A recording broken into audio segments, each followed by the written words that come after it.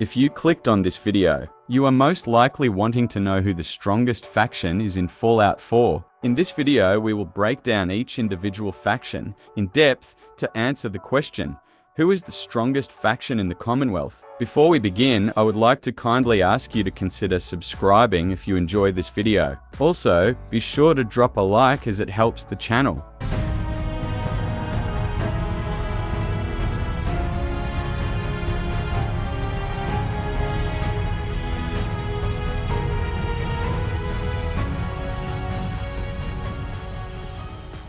As you all may know, every Fallout begins with the introduction of a malicious faction known as Vault-Tec.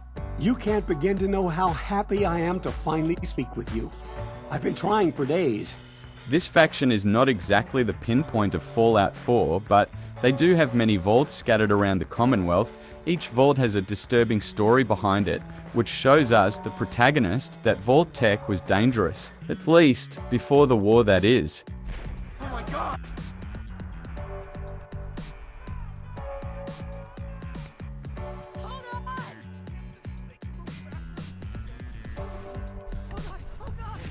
The clip I just showed you is the notorious moment of the nukes being detonated. It is still somewhat a mystery for most, but some believe that Vault-Tec was behind this incident. But this power that Vault-Tec once had all came crashing down the moment the nukes dropped. Most vaults began to fail due to many different factors, but very few vaults actually thrived under the correct leadership. Vault-Tec may have been powerful before the war, but now they are certainly no longer a threat to the survivors of the Commonwealth. So this means that Vault-Tec is the least strongest post-war due to the lack of Vault-Tec employees who actually remain. Next on the list is the Institute, known for kidnapping and replacing regular survivors just to infiltrate settlements across the Commonwealth. But that's not everything. The Institute also manufactures synths from Gen 1, Gen 2 and Gen 3 synths. Gen 1 synths are basically the Institute's throwaway test subjects. Meanwhile, Gen 2 are the more enhanced versions of synths who are tasked with patrolling and guarding certain areas of the Institute and the Commonwealth. And then there are the Gen 3 synths.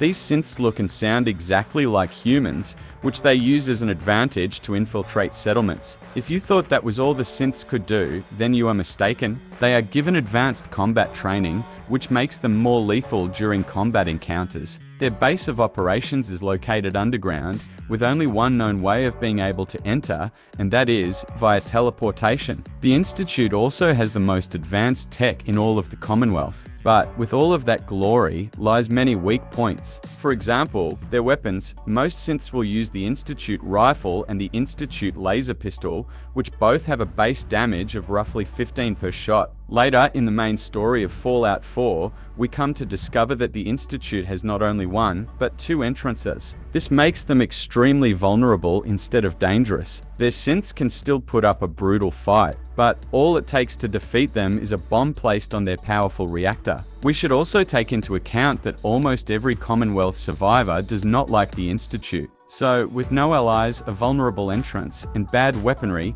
this makes the Institute very vulnerable, but they can still pose as a threat for being able to infiltrate almost any location. Next up is the Railroad. The Railroad are known for saving or freeing synths from the Institute. The Railroad may be small, but they have very skilled and professional agents in certain areas around the Commonwealth, constantly gathering intel and keeping an eye out for the Institute. The good thing about them being a small faction is that it gives them more flexibility when roaming the Commonwealth. Their base of operations is inside a secret entrance within a church, which requires a passcode to enter. They also have supply caches, allies and safe houses in many places across the Commonwealth. So even if they was attacked, they would be fine as long as most of them survived. Their security is based on trust. As safe as that can be, it is also a huge vulnerability because everyone can be unpredictable. Before we come to any conclusions on whether they are dangerous, let's remember that the Railroad does have a decent number of allies scattered in the Commonwealth. They also have a decent weapon supply. For example,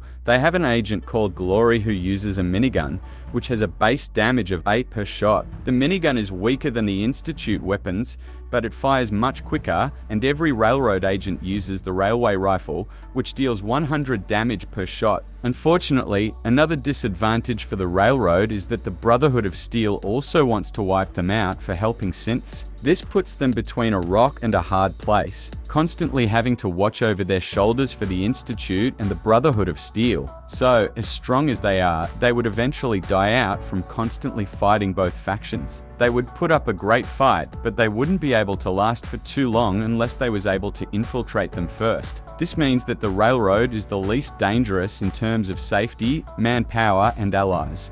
The next faction on the list is the Brotherhood of Steel. The Brotherhood of Steel is a very organized and thorough faction. Initially, they do not have their main base in the Commonwealth, which is known as the Pridwen. But as you progress through the story, they begin to arrive, with the intention of wiping out the Institute, the Super Mutants, and eventually the Railroad. They also send out specific search and patrol parties to gather as much intel as they possibly can about each faction to determine whether they are a threat or not. The Brotherhood of Steel also has a lot of soldiers.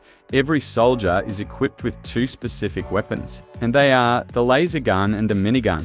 The minigun deals 8 damage per shot, but let's remember that it is a rapid-fire weapon. Also, the laser gun deals 20 for damage per shot. These soldiers are all ranked. Knights are given an entire set of power armor, which are very strong and durable too. Let's also not forget that their main base, the Pridwen, is located at the Boston Airport, which is heavily guarded by all ranks. On top of all this, they came to the Commonwealth with another goal, and that is to create Liberty Prime. For those of you who are unaware of Liberty Prime, it is a huge automated robot that can fire rockets and lasers too. On top of that, it is very difficult to destroy. But a disadvantage of the Brotherhood of Steel is that they also have a lack of allies in the Commonwealth. Another disadvantage is that they have many enemies, and their enemies can infiltrate the Pridwen if they are able to obtain a flying vertibird, which is not easy because they also carry at least 3 soldiers and they never land unless it's to drop off their soldiers. This makes the Brotherhood of Steel very dangerous due to their manpower,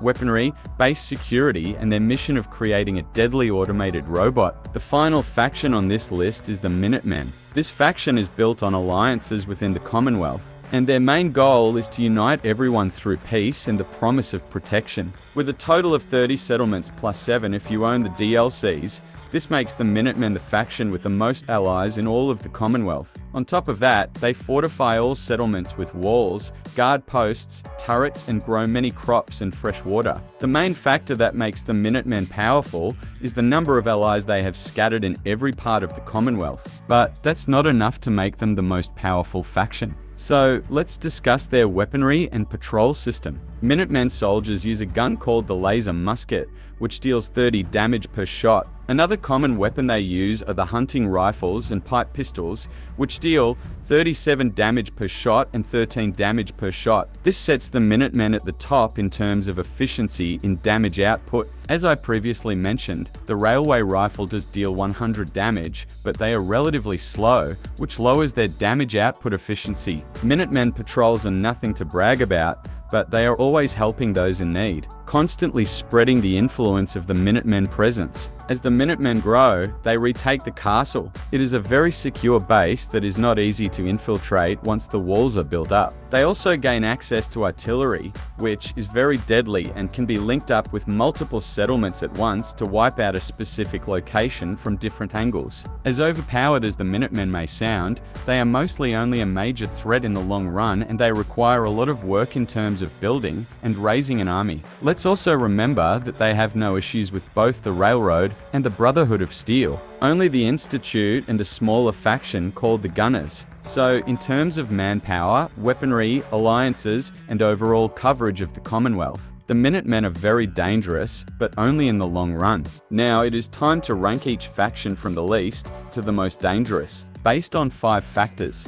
alliances, weapons, defenses or manpower, location, and tech. I will be counting each category using points, 1 point being very weak and 5 points being very strong. After I have determined each category, I will count up the score, and that will be the winner of the most dangerous faction. First, let's start with alliances. The Institute has no secure allies, only those they replace. So this gives them only 1 point due to the lack of allies. Now, the Minutemen. The Minutemen has allies across the entire Commonwealth, as previously mentioned, 37 total settlements plus those who support their cause. So this gives them for points. not 5 points because there are still a few factions who are against the Minutemen. The Railroad does have some support in certain areas, but it is only a small group. They are enemies with the Brotherhood of Steel and the Institute. This earns the Railroad only 1 point for the lack of support compared to how many people are in the Commonwealth. Next, the Brotherhood of Steel. Having the Railroad and the Institute also as their enemies puts them in the same shoes as the Railroad, with the lack of outside support too. So this earns them 1 point again for the same reason. Next, let's move on to weapons.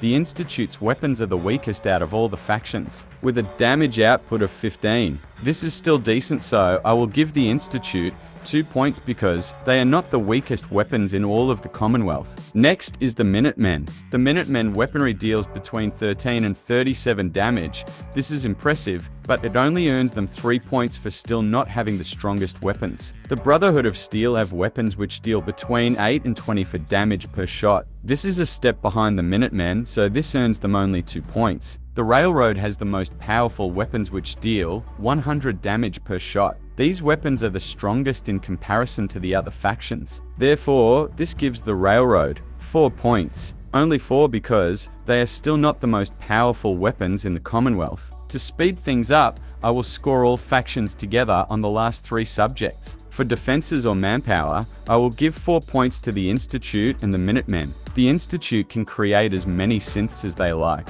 and the Minutemen are always recruiting or helping settlers across the Commonwealth. This places these factions at the top in terms of manpower. I will give the Railroad and the Brotherhood of Steel only 2 points, simply because they don't have much outside support at all, and they are very limited on soldiers or agents. Next is location. The Institute easily has the best because they are located underground, and it is very difficult to find and infiltrate. So this gives them 5 points. The Minutemen and the Brotherhood of Steel both score a solid 3 points. They have very secure bases which are easily defendable, but they are still at risk of being discovered easily by any and all threats. The Railroad scores for points. This is because, like the Institute, they are underground behind a safe door which requires a passcode to enter. The only disadvantage they have is that they don't have many agents to defend it. Next up is tech. This is an easy one. The Institute stacks another 5 points for its advanced and rare technology. From the pure clean water supply to the most advanced reactor, they have it. And on top of that, they are able to create human-like synths. Next, the Minutemen and the Railroad only receive 2 points in tech. Not 1 because the Minutemen have access to turrets, relatively clean water, and artillery strikes, which are very deadly, whereas the Railroad has access to a robot who can decipher data, and they have signal disruptors too. The Brotherhood of Steel earns 4 points. They are the only faction with flying vertibirds and a flying base called the Pridwen. They also have advanced weaponry and power armor too. Now, let's add up the scores. The Institute have a total of 17 points. The Minutemen has a total of 16 points. The Brotherhood of Steel has a total score of 12 points. Lastly, the Railroad racked up 13 points. This means that the Institute is the most dangerous out of them all. I hope this video was useful. If you disagree with some of the ratings I gave, feel free to comment below how you would rank the factions of Fallout 4. This was my own opinion based on knowledge I gathered from playing the game for 200+ hours and several playthroughs. If you enjoyed this video, remember to like and subscribe as it helps to grow the channel. Thank you so much for watching. Until next time.